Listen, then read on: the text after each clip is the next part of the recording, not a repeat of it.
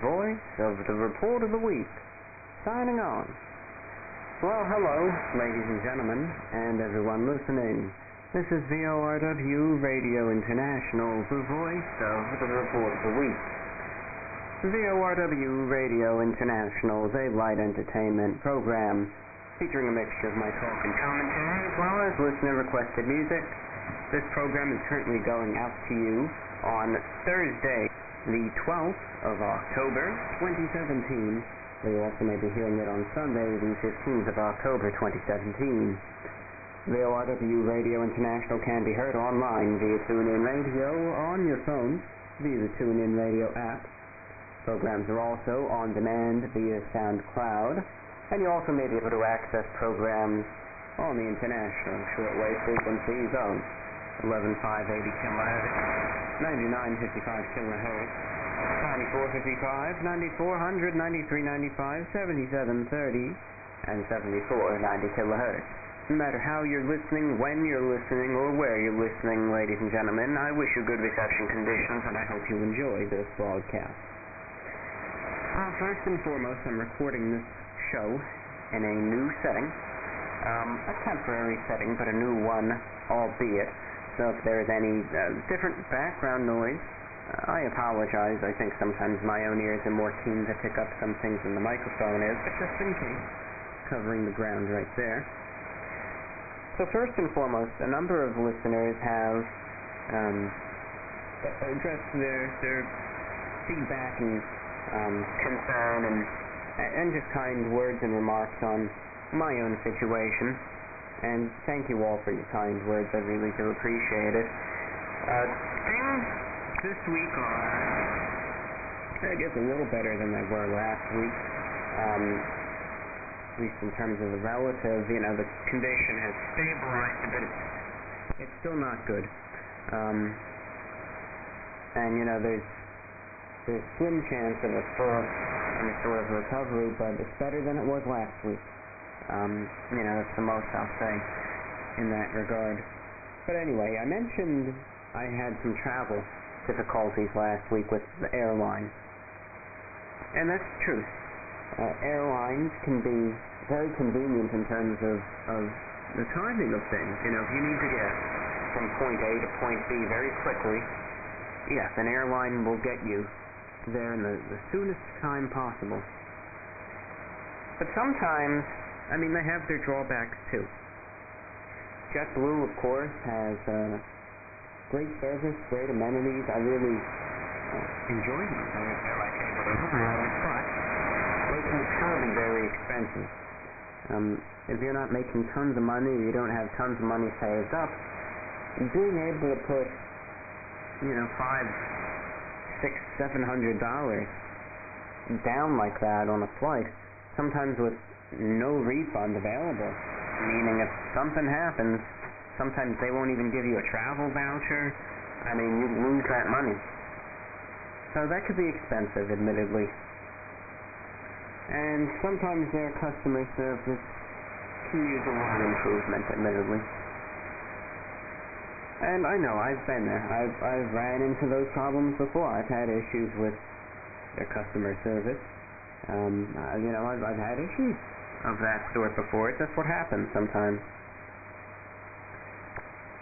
And as a result, I'll take alternate means of travel.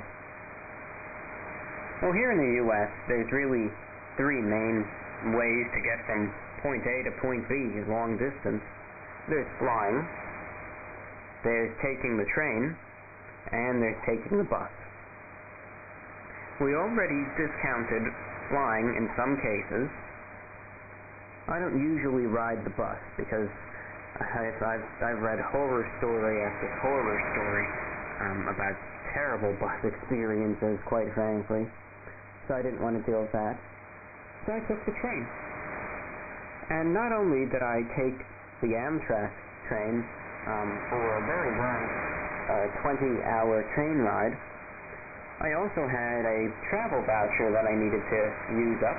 So I decided to travel in style and get one of the famous Amtrak sleeper cars that I think everyone kind of visualizes when it comes to taking the train.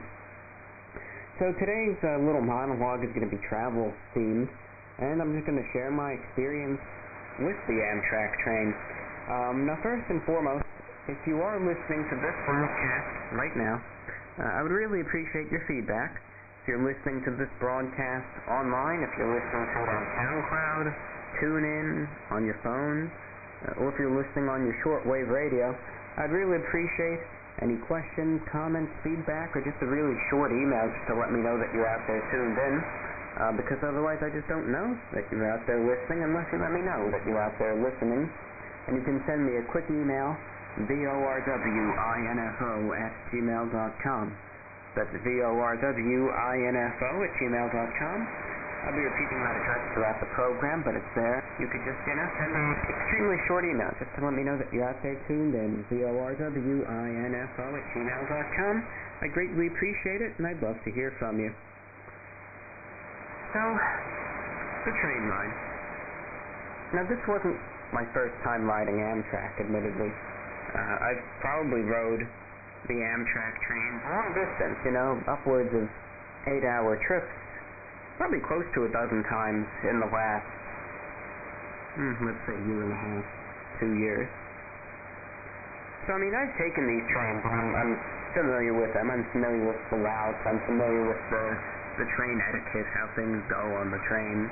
But I'd never rode in one of those sleeper cars before. I'd always ride in the coach seats because it was cheaper, admittedly. But I had these travel vouchers that I needed to use up, and I thought, well, it was a decent sum of money, and why not put it to good use and finally get to try out one of their sleeper cars.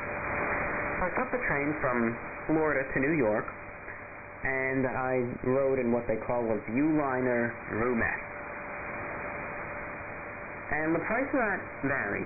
Admittedly, it varies, from when you book. If it's peak travel season, you might end up blowing a pretty penny on it, but there's times where you might be able to get it for $200-$300 for, the full-blown 20-hour trip. And I'll say it outright, it paid for itself. It most certainly paid for itself because you get it's a good experience.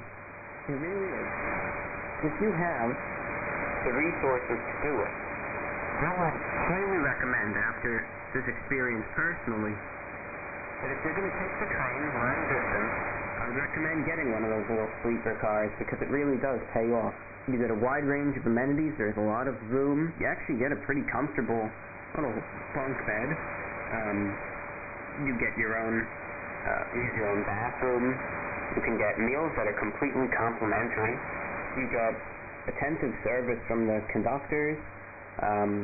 There's many, many little features in the rooms, and I think it's just an overall good experience. That's what that's what I realized. I was able to get some sleep on the train, and as a result, I was able to, of the whole ride, I was able to get a 6-7 hour sleep. Which standard is not a 9-hour sleep, but it did make that train ride go a lot faster, and it was the most well-rested I had ever been on one of these Amtrak trains. If there's one thing that I do want to take a couple minutes to talk about, because there's so many things, and this is one of those topics that I could only talk about under a broad perspective, because if I really delve in there and I start going on about every little thing, if I start going on about the seats and the views and some of the towns that I saw on the way to and fro and everything, if I started going on about the exact service and the rates and this and that and the other thing, we'd be here all day, and I wouldn't get a chance to play any good music in this show either. So there's one thing that I really do want to completely outline and kind of feature. It was something that I would say I appreciated the most about the little sleeper car, aside from the bed, and that is, on these trains that you take the sleeper car with, all meals are complimentary with the purchase of one of those sleeper cars. And you might be saying, well, okay, that's nice, but what kind of meals am I getting exactly? I'm aware that some of the trains have a cafe car where, you'll get a frozen sub for $5. So you're telling me I get that free? That's great,